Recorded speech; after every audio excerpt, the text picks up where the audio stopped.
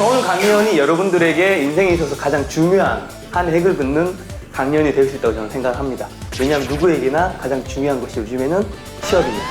장면 여러분들이 이제 적으신 내용을 봤는데 뭐 자소서에 관한 내용도 있고요. 그 다음에 학벌이라는 내용도 있고 첫인상, 학생들이 취업 못한 이유가 학생들이 스펙이나 경쟁력이 없어서인지 아니면 진짜 일자리가 부족해서인지 인데 제 생각에 너무 크게 걱정할 필요는 없는 것 같아요. 여러분들을 평가하는 사람 누구예요? 채용 담당자잖아요. 그럼 누구 입장에서 생각해야 돼요? 그렇죠. 채용 담당자 입장에서 무조건 생각을 해야 돼요. 그걸 생각 안 하기 때문에 우리가 목숨이 많이 떨어지는 거거든요. 당장 내가 지금 이 자리에 앉아서 일을 해야 되기 때문에 이 자리에 앉아서 하는 일을 못하는 사람이 오면 안 된다는 거죠. 그래서 제일 중요한 건 직무 적합성이에요. 그러다 보니까 기업에서 두 번째로 보는 게 있습니다. 조직 적합성이에요. 근데 진짜 기업에서 조직 적합성 많이 보는 이유는 뭘까요? 이유는 뭐냐면 총무팀, 마케팅팀, 영업팀이랑 같이 일을 해야 돼요. 근데 조직 적합성이 떨어지면 그 일을 잘할 수 있을까요? 그렇죠.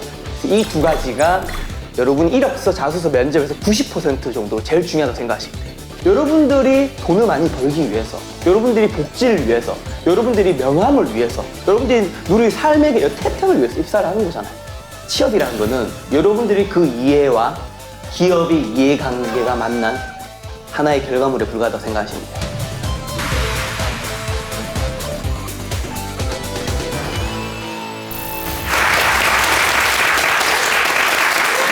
네, 1부 강연 취업을 어떻게 해야 되는 것인가에 대해서 중요한 것들만 설명을 드렸고요. 2부 강연은 취업에 있어서 정말 중요한 것 중 하나인 자기소개서를 어떻게 써야 되는지 한번 이야기 들어볼까 합니다.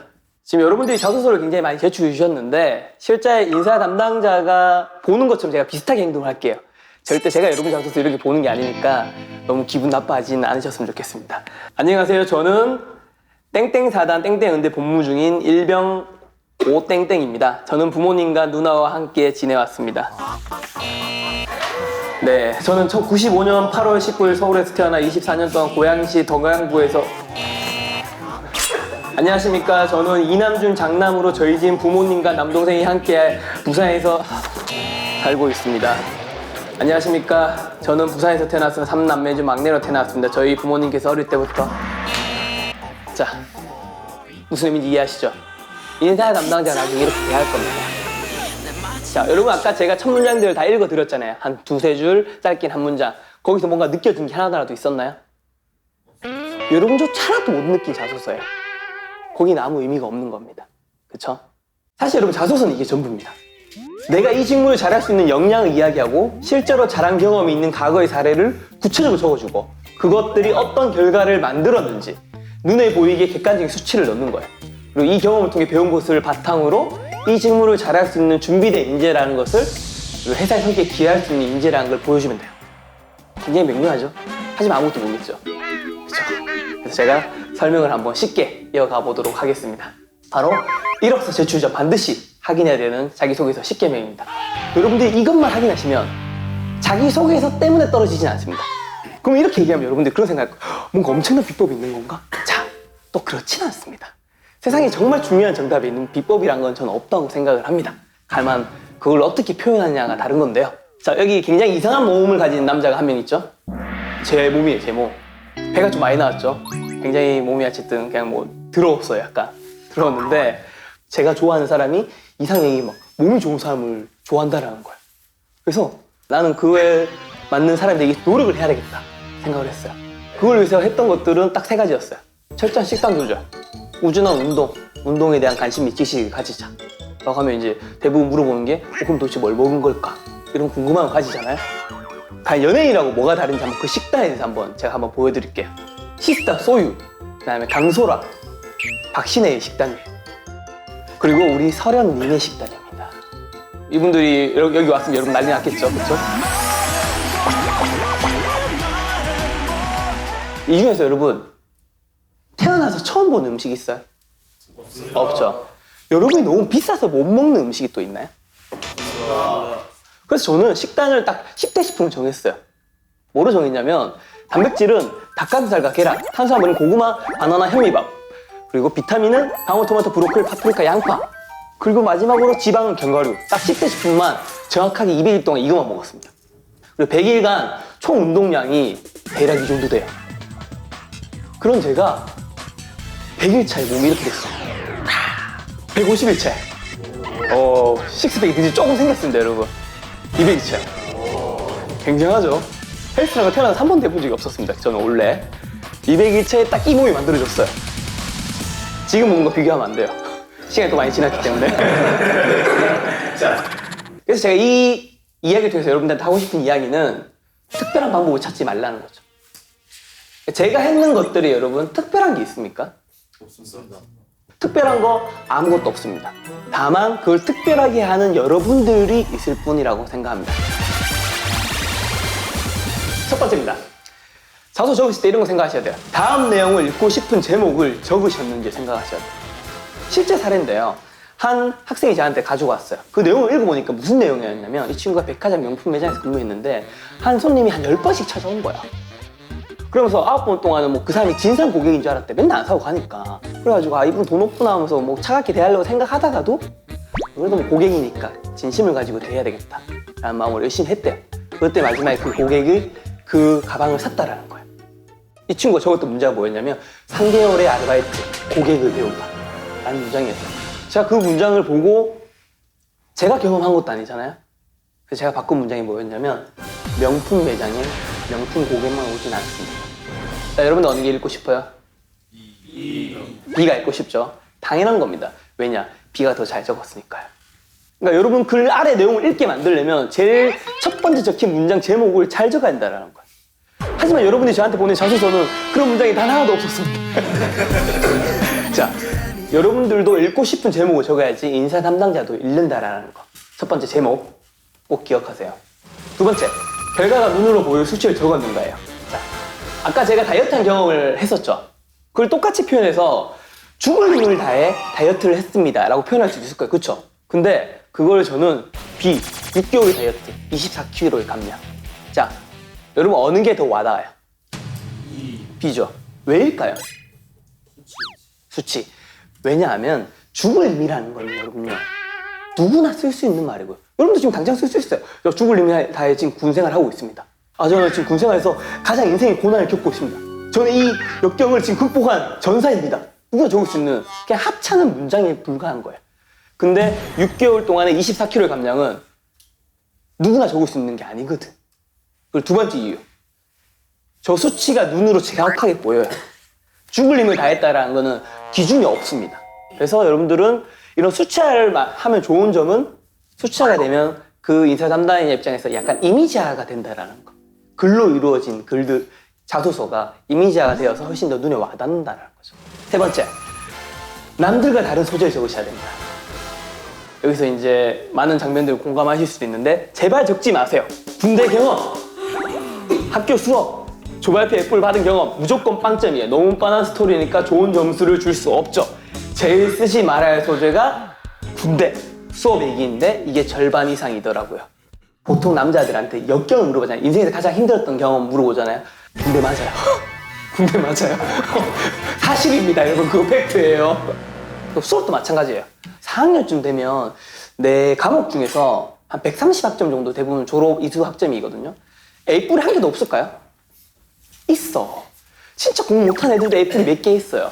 그러니까 누구나 가지고 있는 F를 가지고 제가 지금 우리 수업에서 혼란이 있었고 굉장히 힘든 게 있었는데 제가 그걸 해결해서 우리 수업에서 저희가 F를 받았습니다. 이게 의미가 있을까요? 의미가 없겠죠. 그럼 어떤 얘기 적어야 되냐? 한 친구는 조별 과제를 했는데 이런 걸 했습니다. 학교 수업에서 동성애 과제를 준 거야. 동성애에 대해서 발표해보라고. 그래서 그 친구가 다른 친구들처럼 동성애 뭐 인터넷 조사하고 팀원들 간에 조별 논의하고 할 수 있잖아요. 이 친구가 어떻게 했냐면 트랜스젠더 바에 간 거야. 바에 가고 그 다음에 트랜스젠더를 같이 야유회 가는 거에 거기 참여해가지고 같이 놀러도 간 거야. 그래서 동성애에 관해서 자기가 직접 체험하고 눈으로 보고 겪은 것들을 레포트로 만들어서 낸 거예요. 재밌지 않아요? 재밌잖아요, 여러분. 여러분 들어서 재밌는 거는 인사 담당자가 재밌어요. 그래서 여러분들만의 차별화된 소재를 꼭 만드시라는 얘기를 드리겠습니다. 네 번째입니다. 기업 기여도 측면에서 직무 및 성과 가능성이 언급되었는가요? 사람들이 자기소개서가 진짜 자기소개서라고 착각을 한대요. 인사 담당자들이 이렇게 말했어요. 사실 우리가 지원자들의 성장 배경이 왜 궁금합니까? 하나도 안 궁금합니다. 결국에 자소서는 직무를 항해해야 되는 겁니다. 라고 이야기를 했어요. 예를 들면 마케팅에 지원한다. 성장 배경에서 마케팅에 지원할 수 있는 계기가 있었거나 마케팅을 배웠던 계기라든가 그런 비슷한 얘기를 적어줘야 한다는 거예요. 예를 들면 해외 어학연수 갔으면 저는 이렇게 하라고 할 것 같아요. 만약에 자동차에 애 친구가 지원하는 친구다. 어학연수 갔다. 독일에 갔다. 그러면 독일의 B사, 그 다음에 C사, 그 다음에 A사 그 공장들을 다 견학하고 거기서 하는 박람회 방문하고 거기에 있는 명장들을 찾아가서 그 이야기를 들어가지고 저는 독일에서 자동차에 대한 것들을 배워왔습니다 하면서 그런 이야기를 적는 거예요. 남들이 다 독일에 대한 어학연수 막 적을 때가 아니라 그건 내 업무랑 관련이 없잖아. 그러니까 어학연수 가기 전부터 여러분들은 어학을 배우는 거는 기본으로 세팅해야 되는 거고요. 가기 전에 내가 이 나라에서 내가 나중에 취업할 때 써먹을 수 있는 게 뭐가 있을까 생각하고 가야 되는 거예요. 다섯 번째, 간결한 문장으로 한눈에 들어오는가. 이것도 인사 담당자가 한 말입니다. 저 혼자 하루에 읽어야 할 자소서가 150장이에요. 되게 지치는 거예요. 그런데 똑같은 500자라도 어떤 글은 읽어도 이해가 안 되는 반면에 어떤 글은 읽는 것과 동시에 이해가 돼요. 작가님은 어느 글에 좋은 점수 주겠어요? 어느 게 좋은 점수 주겠어요? 네, 간결함. 간결함과 명확하게 핵심 메시지만 있는. 그래서 이 간결하기는 어떻게 측정할 수 있냐 굉장히 주관적인데 여러분이 적은 자소서를 내 가족들, 이 업무랑 관련이 없는 사람한테도 보여줬을 때 그냥 한눈에 잘 읽히는지 그 정도면 충분한 것 같아. 그럼 한번 확인해 보시고. 여섯 번째입니다. 핵심 메시지는 두 갈씩으로 적었는가. 미갈식과 두 갈씩. 미갈식은 뭔가요? 미갈식이 꼬리 붙잡아서 아, 네네. 결론이 뒤에 맨 굉장히 유식한 장면입니다. 여러분 박수 한번. 심지어 지금 미갈식의 밑자가 꼬리 밑자를 써서라고. 그럼 두 갈씩은 뭐예요? 머리 두치. 아, 머리 두자. 이렇게 한자에 다들 강해요? 한마디로 미갈식은 핵심 문장이 뒤에 나오는 거고요. 두 갈씩은 핵심 문장이 앞에 나오는 겁니다. 자, 여러분들이 흔히 좋아하는 영화라든가 소설은 두 갈씩일까요? 미갈식일까요? 미갈식입니다. 왜냐? 영화나 소설에서 핵심 문장이 앞에 나오면 영화가 끝났어 이미. 아니 이미 할 말은 끝났는데 그 영화가 왜 봐 사람들이. 그러니까 무조건 마지막에 나와야 됩니다. 근데 여러분이 써야 되는 자소서는 미갈식을 써야 돼요? 두 갈씩 써야 돼요? 왜일까요? 빨리 보고 이해하기. 맞는 말이에요. 그걸 좀 더 다르게 표현하면? 더 읽고 싶으니까 그것도 맞는 말이에요. 정말 핵심 답은 시간이 없어요. 그렇기 때문에 자소서는 무조건 그냥 두 가지를 써야 됩니다. 핵심 문장부터. 이건 정답이에요. 여러분들이 예를 들면 마케팅에서 뭐 기획력이 뛰어난 사람이라고 표현하고 싶다. 저는 마케팅에서 가장 필요한 기획력이 굉장히 뛰어난 사람입니다. 이 문장 던지고 시작하는 거야. 왜? 시간이 없으니까. 그래서 여러분들이 어떤 질문을 지원하든지 여러분이 어떤 역량을 가지고 있다라는 핵심 메시지는 가장 위에 먼저 던져야 된다는 거. 소설처럼 글 잘 써서 뽑힐 수 있는 자소서가 아니에요. 이회수 선생님도요. 그렇게 글 잘 쓰는 김무 선생님도요. 자소서 내잖아요. 떨어질 수 있어요. 왜냐? 그런 선생님이 글을 평가할 수 있는 시간조차 없으니까. 수만 명이 지원하는데 어떻게 그걸 평가해요? 자, 일곱 번째입니다. 자소서 항목에 맞는 직무 역량과 인재상을 담았는가? 자, 팀워크를 물어봐요. 근데 도전정신을 답하고 있어. 창의적인 경험을 물어보는데 책임감을 답하고 있어. 직무 역량을 물어보는 질문에 열정 같은 태도. 이렇게 얘기하지 말라는 거예요. 출제자가 원하는 답이 수많이 있습니다, 여러분. 이건 다시 면접으로 이어집니다. 그리고 면접에서 여러분들이 가장 크게 하는 실수 첫 번째고요. 그걸 사자성어로 뭐라고 하죠? 동문서답. 하지 말라는 거예요. 물어본 질문에만 제대로 답해도 여러분들은 굉장히 합격률이 높아집니다. 왜? 여러분들이 잘해서? 아니에요. 다들 동문서답을 하거든. 그렇기 때문에 여러분 정확하게 이 사람이 물어본 의도가 뭔지 질문을 들었을 때는 생각하고 답변을 하면 돼요. 여덟 번째, 자소서 항목 한 개에 한 개의 사람 및 한 개의 역량을 담았는가요? 이게 무슨 말이냐면 보통 자소서 항목은 5개입니다. 뭐 자기소개라든가 그 다음에 뭐 자신의 강점, 약점, 그 다음에 성장 배경, 그 다음에 입사업 포부, 뭐 기타 한 개 정도 있겠죠. 그 한 개 항목당 한 개의 사례와 한 개의 장점만 나열하면 돼요. 그 이상을 주려고 하다 보니까 이게 무슨 말을 하고 싶은 거야? 이렇게 되는 거예요. 자, 이게 좀 더 와닿게 설명드릴게요. 우리 집에 재산이 100억 있고 내 차는 포르쉐고 아버지는 지금 제네시스 타나? 그리고 우리 집에 땅도 지금 몇 개 있고 내 여동생은 굉장히 미인이고 미스코리아를 나왔고 나는 지금 연봉이 한 3억쯤 되는 것 같아. 기분 어때요? 재수없죠? 맞아요. 그렇게 자랑하고 가득하면 굉장히 재수없는 글이 됩니다. 그런 재수없는 사람과 여러분 이야기하고 싶어요? 이야기하기 싫습니다. 그런 글은 당연히 보기가 싫습니다. 당연히 자기소개서가 여러분이 자랑해야 되는 공간인 건 맞는데요. 그 자랑도 적절하게 한 개씩 던지면서 그 장점을 뒷받쳐주는 사례를 받쳐주고 그렇게 적는 게 훨씬 좋은 자소서가 될 겁니다. 9번째. 행동에 대해 구체적인 사례를 적어놓는다. 지원자들의 주장에 구체성이 들어갈 때 그 이야기는 좀 더 실질적인 증빙성을 가해집니다. 그러니까 여러분들이 어떤 공모전을 했어요. 공모전에서 예를 들면 뭐 현대자동차 어떤 공모전에서 대상을 받았어요. 네, 저는 현대자동차 무슨 공모전에서 대상을 받았습니다. 끝나고 넘어가면 그 대상을 어떻게 받는지 우리는 아무것도 모르잖아요. 인사 담당자 여러분을 모르니까. 그러니까 어떻게 대상을 받았는지, 그 대상을 받을 때 내가 낸 아이디어는 뭐였는지, 그 대상을 받을 때 우리의 팀원 간에 있었던 불안은 뭐가 있었는지, 그걸 내가 또 어떻게 해결했는지, 그리고 이 공모전에 상을 받은 것들이 내가 이 회사에서 어떤 일을 하는데 어떤 도움이 될 것인지, 이런 거 굉장히 구체적으로 나열을 해줘야 돼요.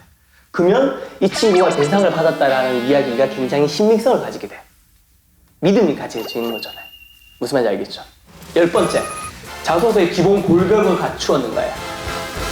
자, 이거는 여러분들이 자소서 쓰는 법을 모르겠으면 그냥 이대로만 적으시면 돼요. 이대로만 적으시면서 나머지 안에 내용들을 바꾸면 돼요. 자, 첫 번째, 제목. 제목을 달아줘야 됩니다. 핵심 문장과 제목은 조금 달라요. 제목은 이제 문단 위에 있는 하나의 요약하는 메시지라고 생각하면 돼요. 제목 달아주시고, 두 번째, 핵심 메시지. 첫 문장이겠죠? 핵심 역량 같은 거 담아주시고요. 세 번째는 사례. 어떤 상황이 있었고, 그 상황에서 내가 어떤 목표를 가졌고, 그 목표를 위해서 내가 어떤 행동을 했고, 그 행동에 대한 성과는 어떻게 이루어졌다. 아까의 구체적인 사례로 다시 이어지죠. 그걸 토대로 네 번째 마지막. 내가 이 기업의 어떤 성과에 기여할 수 있다. 그래서 이 네 가지. 제목, 핵심 메시지, 사례, 기업 성과 기여도. 잘 못 적겠으면 이 흐름대로만 적어도 잘 적으실 거예요. 꼭 참고하셨으면 좋겠습니다.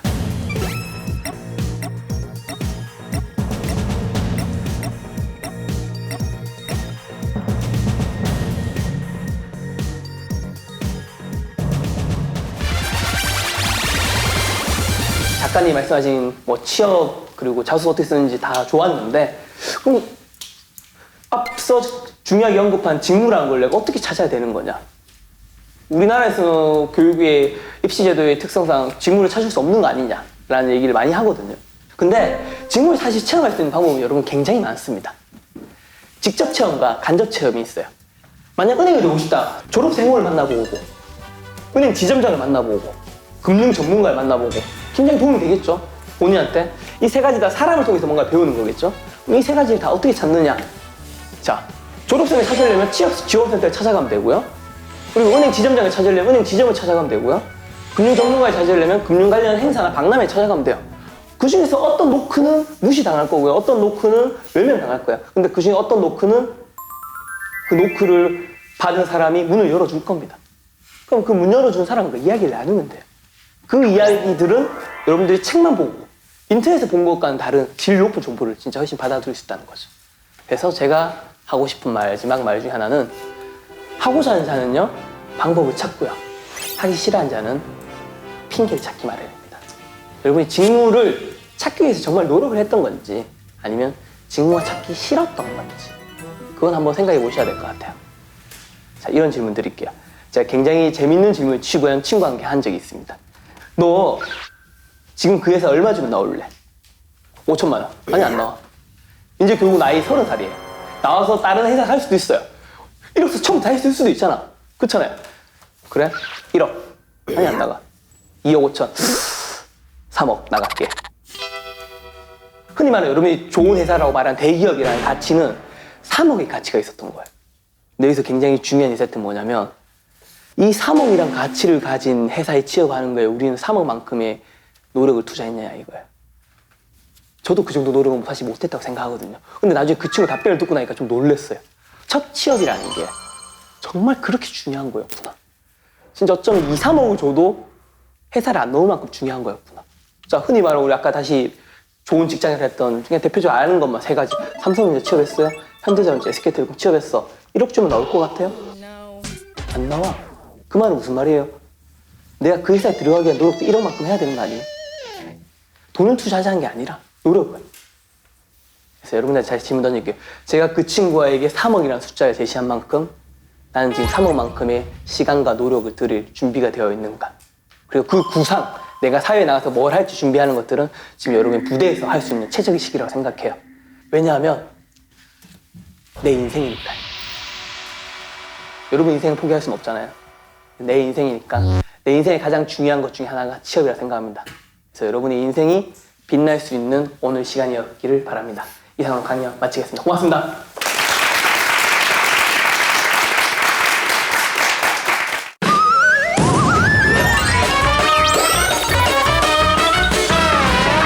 네, 제 질문은 대기업들이 자기소개서를 많이 보는지가 궁금합니다. 네, 점차 대기업에서 중견기업에서 자소서는 계속 많이 보고 있어요. 물론 아까 제가 말씀드린 것처럼 물리적인 한계가 있어서 못 보는 것들도 물론 존재하겠지만 자소서는 점차 많이 보고 있는 거는 추세고, 왜냐면 1억도 만으로 뽑을 수 없는 이제 세상이 돼버린 것 같아요. 그래서 기본적인 스펙을 준비한 것도 중요한 만큼 자소서를 굉장히 잘 쓰는 것도 중요한 것 같습니다. 그리고 자소서가 더 중요한 것 중에 하나는 1억서 쓰는데 여러분 몇 달이 걸릴까요? 1억서 쓰는 데는 여러분 대학생활 그냥 바로 칼 졸업한다 쳐도 4년이 걸립니다. 자소서는 고작 일주일이면 쓸 수도 있습니다. 그쵸? 짧은 시간 안에 여러분이 4년 동안 했던 결과물을 정리할 수 있다는 거죠. 그러면 그만큼 잘 써야 한다는 거겠죠. 왜냐면 그걸 잘 못 쓰면 내 4년의 가치가 사라지는 거잖아요. 그래서 기업에서는 점차 많이 보고 있는 추세고, 여러분 또한 물론 그에 맞춰서 잘 써야 된다고 답변을 드릴게요. 자기소개서에 그 몇백 자 이하 이렇게 규정이 있는데 그 몇백 자까지 꼭 써야 되는지 좀 궁금합니다. 네, 일단 그 질문에 대한 답변을 2가지로 들으면, 첫 번째는 자기소개서의 양은 얼마나 많이 적어야 되냐 적게 적어야 되냐 고민할 필요가 없습니다. 예를 들면 보통 자기소개서는 그 글자 수를 제한을 무조건 둡니다. 그러니까 그 이상은 무조건 적으면 안 된다는 거죠. 그리고 그 이상 적는 게 거의 인터넷상에서 적을 때 못 적게 프로그래머가 되어 있어요. 그럼 지원 자체가 안 되겠고. 2번째는 글자 수가 500자예요. 그러면 80% 적으면 몇 자죠? 400자죠. 500자 60%는 300자겠죠? 300자 적으면 안 됩니다. 탈락될 확률이 굉장히 높습니다. 그러니까 무슨 말이냐면 최소한 80%에서 90% 이상은 적어줘야 돼요. 이건 성실성의 문제거든요. 500자에 적으라고 했는데 80%도 못 적으면 내 장점을 노출할 기회가 적은 것도 사실이지만 이 친구 우리 회사에 입사할 생각이 없네? 라고 생각할 경향이 있어요. 그래서 글자 수는 성실성의 문제이기 때문에 100%를 적어야 한다면 최소한 80% 채워야 된다. 그거를 생각하시면 좋을 것 같습니다.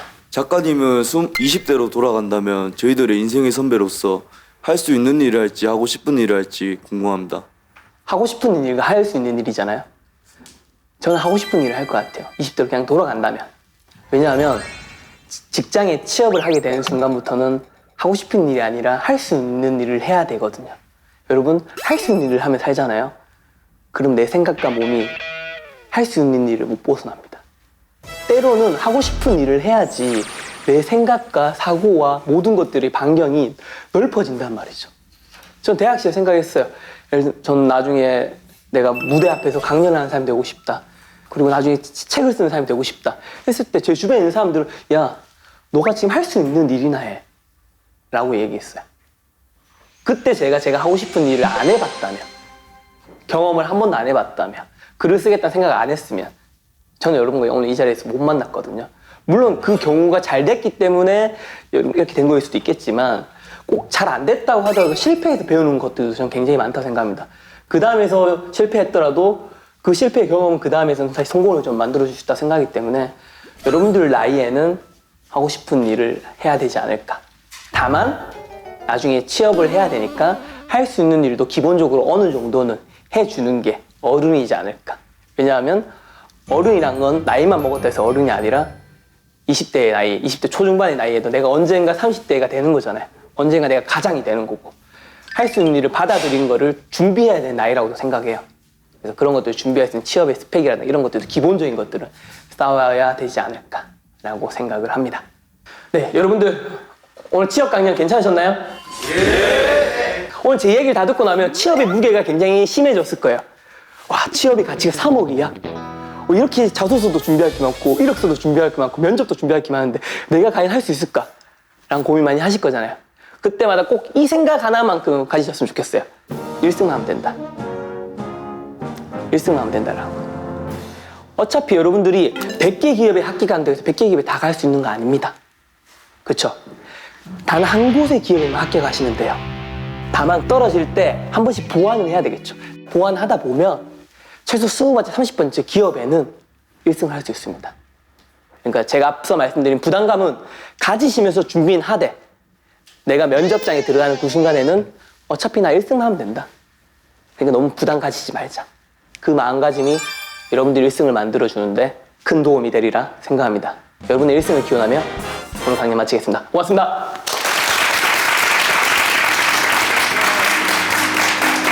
견딜 수 없이 너무 힘들다 해도 너라면